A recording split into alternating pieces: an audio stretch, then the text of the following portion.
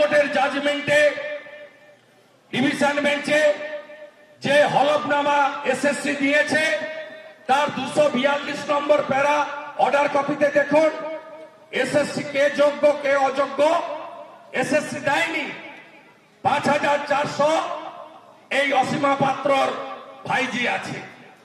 এদের বাঁচানোর জন্য আজকে হাজার হাজার যোগ্য প্রার্থীকে বলি দিলেন মমতা ব্যানার্জি। আমরা দায়ী নয়, কোর্ট দায়ী নয়, যারা কেস করেছেন লয়াররা দায়ী নয়। আপনি কেন বালাজি কোম্পানিকে দিয়ে সব ওএমআর পুড়িয়ে দেবেন? আপনাকে কে অধিকার দিয়েছে ডকুমেন্ট পুড়িয়ে দেওয়ার? যে বালাজি কোম্পানি কনস্ট্রাকশনের কাজ করে তাকে টেন্ডার দিয়ে ওএমআর গুলোকে সব নষ্ট করলেন। যোগ্যকে অযোগ্যকে হলফনামাতে দিলেন না, দায়িত্ব আপনি।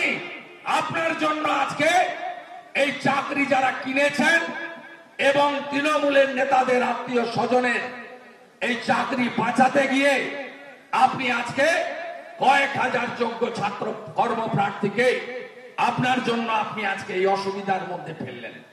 আমরা আশা করি যেহেতু সুপ্রিম কোর্ট মামলা বিচারাধীন রেখেছেন, তারা যেভাবেই হোক যোগ্য অযোগ্য বাছাইয়ের কাজটা করবেন এবং যোগ্যরা রিলিফ পাবেন আর অযোগ্যরা জেলে যাবেন।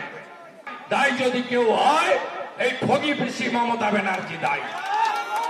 34 বছর বাংলাটাকে শেষ করে দিয়েছে সিপিএম, আর আজকে সিপিএম এর হাড়মাত্রা জার্সি পাল্টে বিজেপির পতাকা ধরেছে।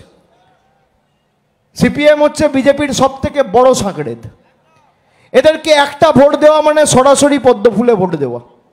আমি আপনাদের বলছি, এই যে মেধাযুক্ত যাদের চাকরি গেছে, আপনি জানেন এদের চাকরি কে খেয়েছে?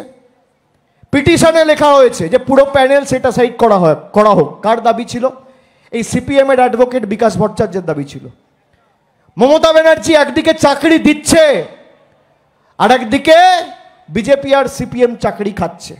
সিপিএম বলতো না গরিব করে রেখে দে মা, ভোটটা যেন পাই, আর বিজেপির রাজনৈতিক দর্শন হচ্ছে এলোমেলো করে দে মা, লুটে পুটে খাই। দেখুন, আজকে সুপ্রিম কোর্টে ওরা সকলে বলে খুব বড় প্রার্থনা করছিলেন যাতে আবেদন হাইকোর্টের জাজমেন্টকে স্টে করা হয়। আমরা আপত্তি করি, কোন রকম স্টে দেয়নি।